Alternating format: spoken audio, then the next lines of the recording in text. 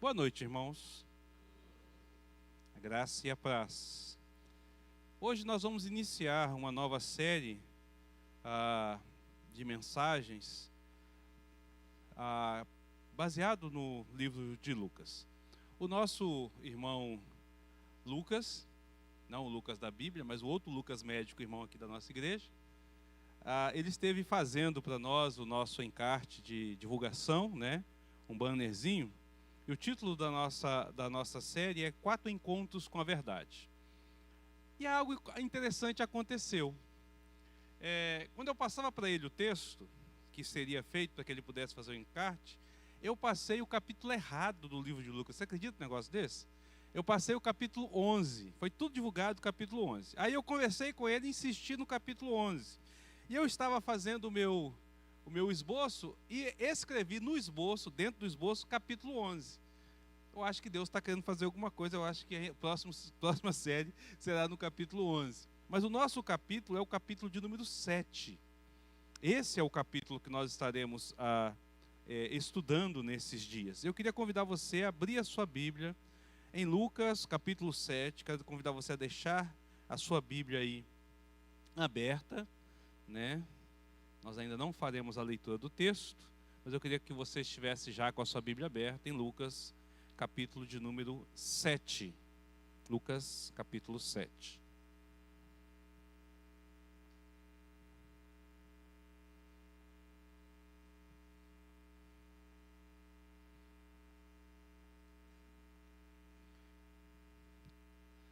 Jesus é um personagem extraordinário, uma pessoa extraordinária. Afinal, ele é o próprio Deus. E quando Jesus estava caminhando aqui sobre a terra, nós podemos perceber que há vários encontros que o nosso Senhor Jesus teve ao longo da sua caminhada ministerial. Durante os 3 anos de ministério, em que ele ensinava, em que ele orientava, em que ele apontava para a vinda do próprio Filho, ele direcionava toda esta realidade, ele orientava tudo isso, e nesse caminho haviam encontros que aconteciam com personagens daquela região, com pessoas, e cada um desses personagens tinha a sua vida transformada, mudada, tinha algo acontecendo nesse encontro que se passava. Quer seja, ao ler os evangelhos, percebido como um encontro ocasional ou não, apesar de que para Deus não existe encontros ocasionais, todos já estavam na agenda eterna do Senhor, mas na nossa percepção alguns são ocasionais.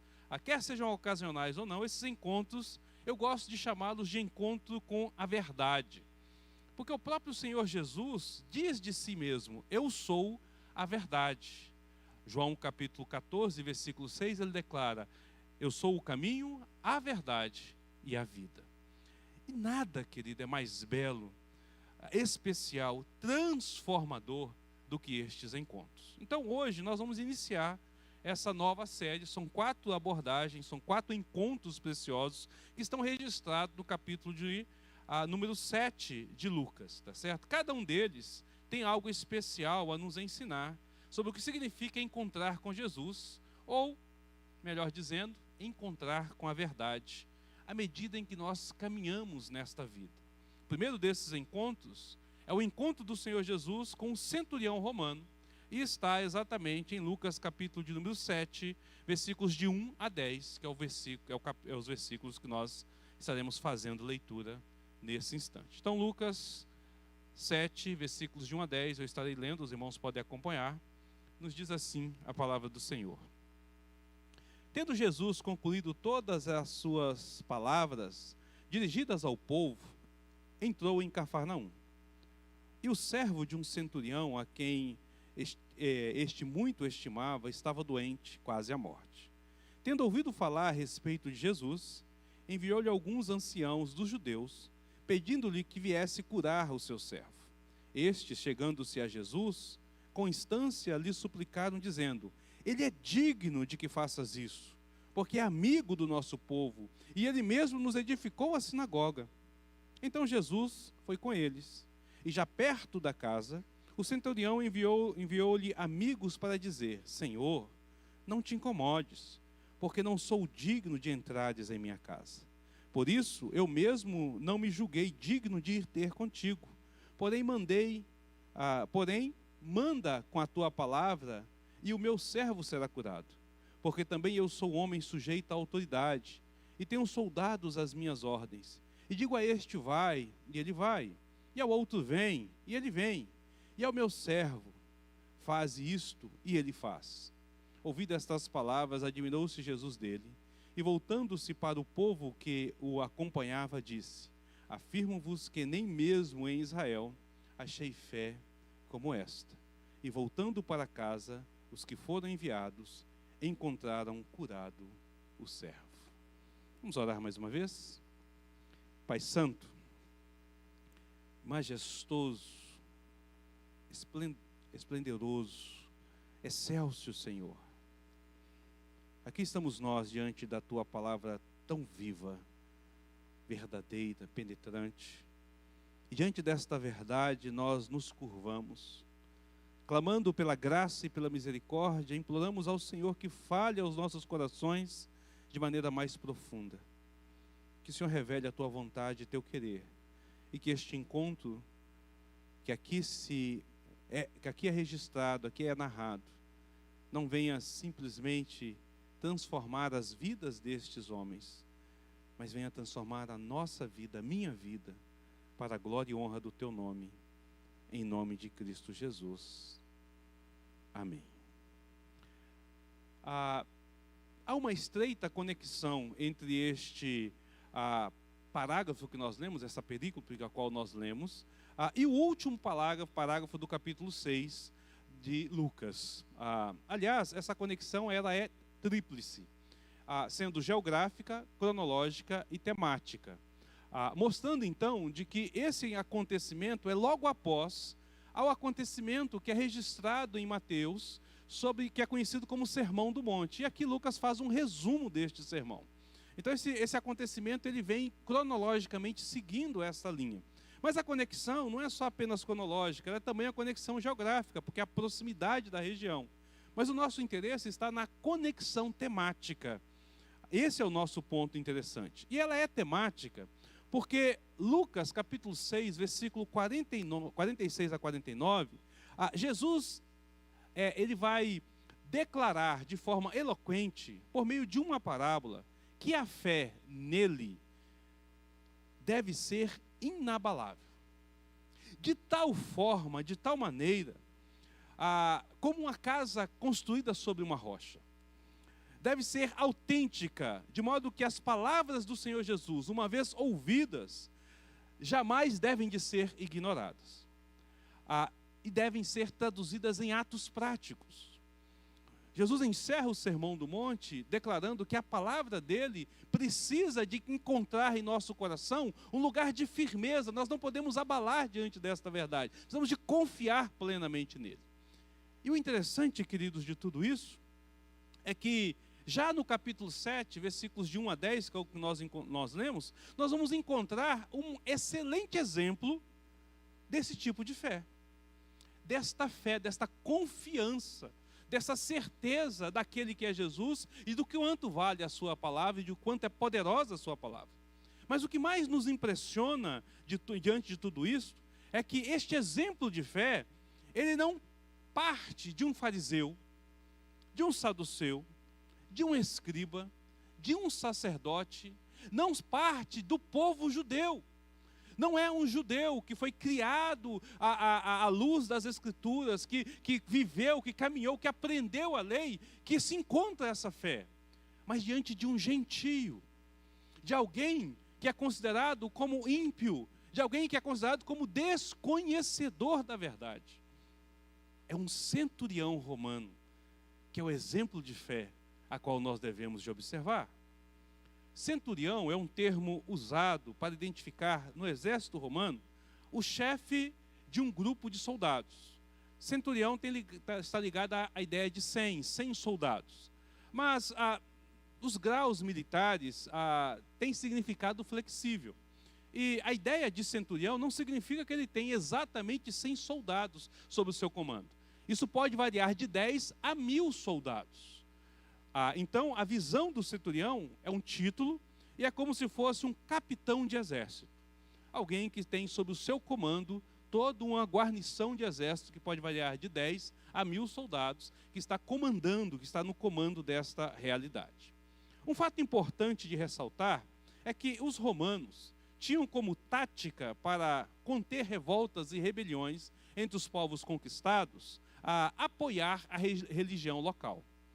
Um historiador do século XVIII, Edward Gibbon, ele declara o seguinte: todas as formas religiosas que existiam no mundo romano eram consideradas igualmente verdadeiras pelas pessoas, falsa pelos filósofos e muito útil pelos magistrados. Então, era comum esse agir cínico de apoiar e até de construir templos para os povos conquistados, na ideia de que nós estamos com você nesta religião. Eles são os primeiros a propagar essa visão de que todos os caminhos levam a Deus, dessa visão ecumênica de que pode-se adorar todos os deuses. Mas os magistrados, o governo romano, o Império Romano, usava isso no sentido de evitar que acontecesse alguma rebelião entre o povo. Eles financiavam a obra religiosa para que o povo se sentisse satisfeito e pudesse então permanecer sobre a guarda ou sobre o comando deste grupo. No entanto, neste caso específico, há uma grande diferença. Este centurião que é registrado aqui não está sendo hipócrita, não há cinismo da parte dele. Os próprios anciãos daquela cidade davam bom testemunho deste homem, dizendo: ele é digno de que lhe faça isso. E lhe acrescentam: porque é amigo do nosso povo. E ele mesmo nos edificou uma sinagoga, versículos 4 e 5.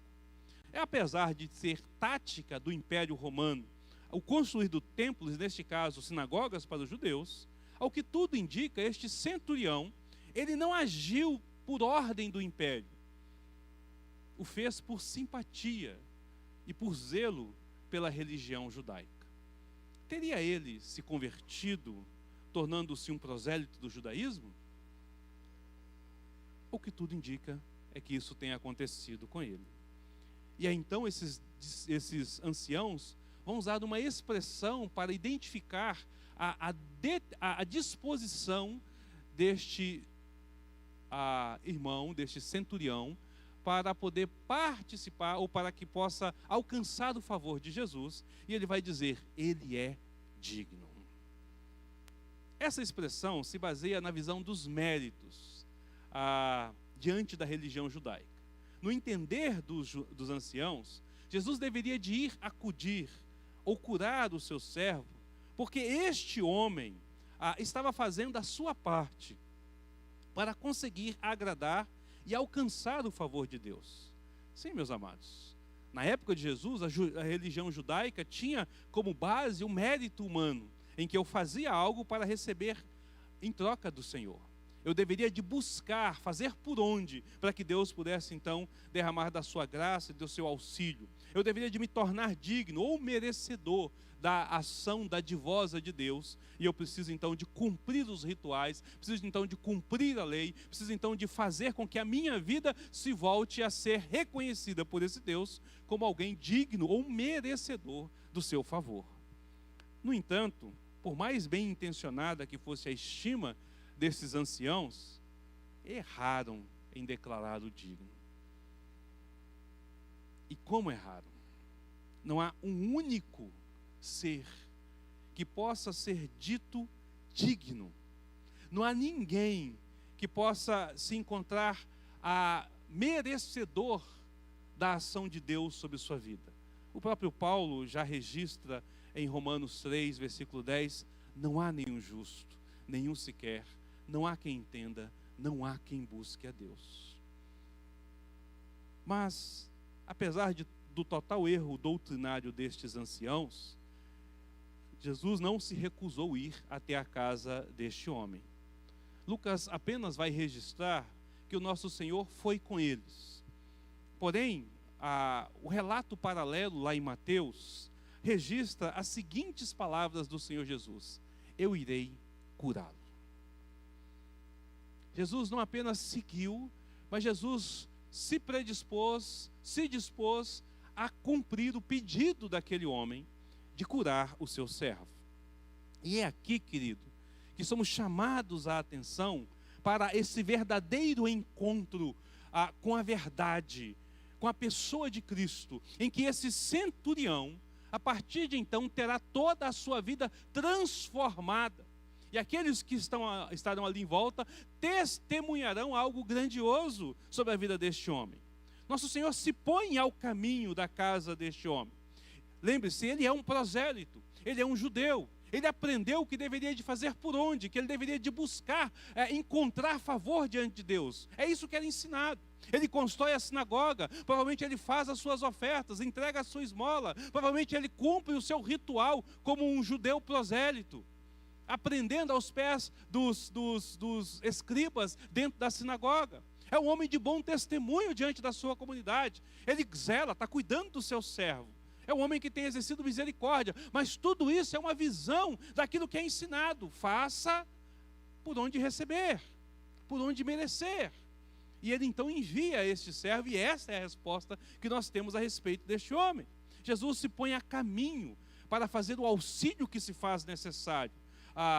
Mas o centurião, porém, ao ouvir que Jesus estava a caminho, rumo à sua casa, aliás, bem próximo à sua casa, sentiu-se esmagado pelo senso da sua indignidade pessoal. Quem é ele em comparação com esse ser excelso, sublime, a encarnação corporal da majestade e autoridade, do poder infinito e do amor condescendente? Amor que penetra todo o abismo e vence qualquer obstáculo, seja de raça, nacionalidade ou cultura. Quem é ele? Quem é este homem? Para que possa abrigar sob o seu teto tão maravilhoso, excelso, soberano Senhor. Ele se vê esmagado por a realidade da pessoa de Jesus, pela verdade expressa na pessoa de Jesus, pela verdade encarnada. E isso mexe com ele. Esse homem se vê de tal maneira como realmente todos nós deveríamos de nos ver diante de Deus. Indigno. Indigno. Observe o contraste das palavras do ancião, versículo 4, testemunhando a respeito deste homem. Ele é digno. E agora da visão do próprio centurião, tendo de si mesmo: não sou digno. Versículo 6. Esse homem é um capitão de exército, respeitado dentro do império pelos seus compatriotas. É um homem temido pelos seus inimigos, amado e honrado pelos seus servos, respeitados pelas autoridades religiosas. Tem sob o seu peito a comenda de honra.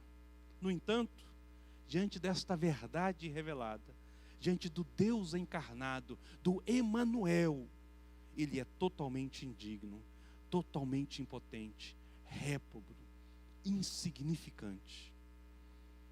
A religião, a sociedade, a sua família e talvez até a sua própria consciência, outrora obscurecida pelo pecado, insiste em o chamar de digno. No entanto, a luz que invade a sua vida irradia a beleza e a verdade, expressa, encarnada, sem dizer uma única palavra, revela toda a indignidade deste homem, assim como revela a nossa. Nem bem chegou à casa, nem bem entrou nesta casa, mas a disposição de ir a esta casa é o suficiente para que a luz da verdade confrontasse a realidade deste homem. Ah, meus amados, como esse tipo de visão de si mesmo tem faltado a nós cristãos modernos.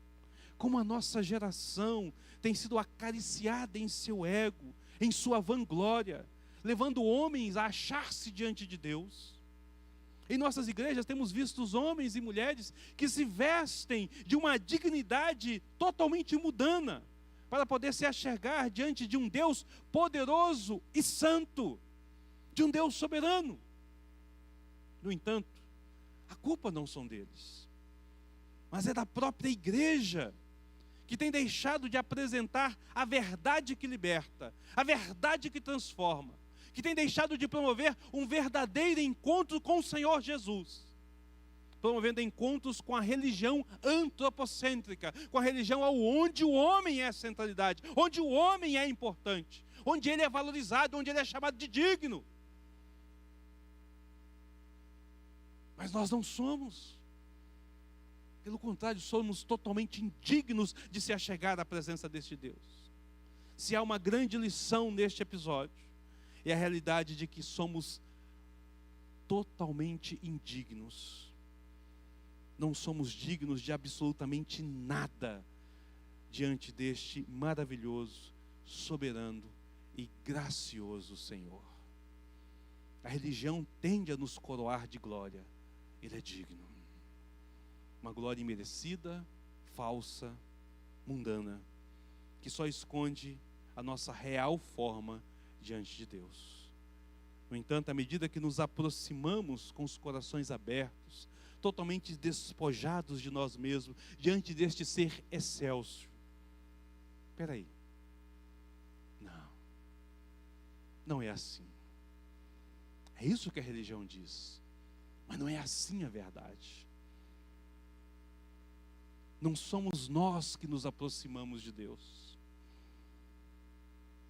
mas é à medida que Ele se aproxima de nós, da nossa realidade, do nosso mundo, à medida que Ele bate o portão enferrujado das nossas vidas, à medida que Ele encosta na porta suja do nosso coração, é que nós somos confrontados com a sua beleza, com a sua santidade, com a sua verdade. E então, à medida que Ele se aproxima da nossa realidade, do nosso mundo, a sua luz invade, alumia, clareia a realidade do nosso ser.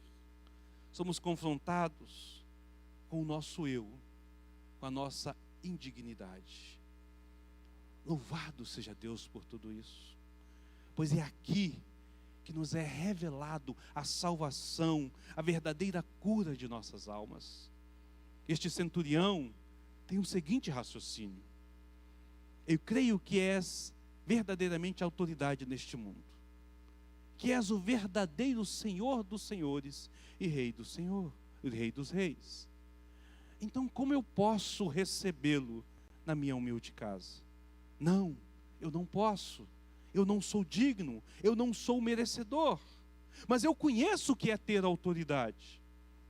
Estou sob o comando de seres superiores, que me ordenam e eu obedeço.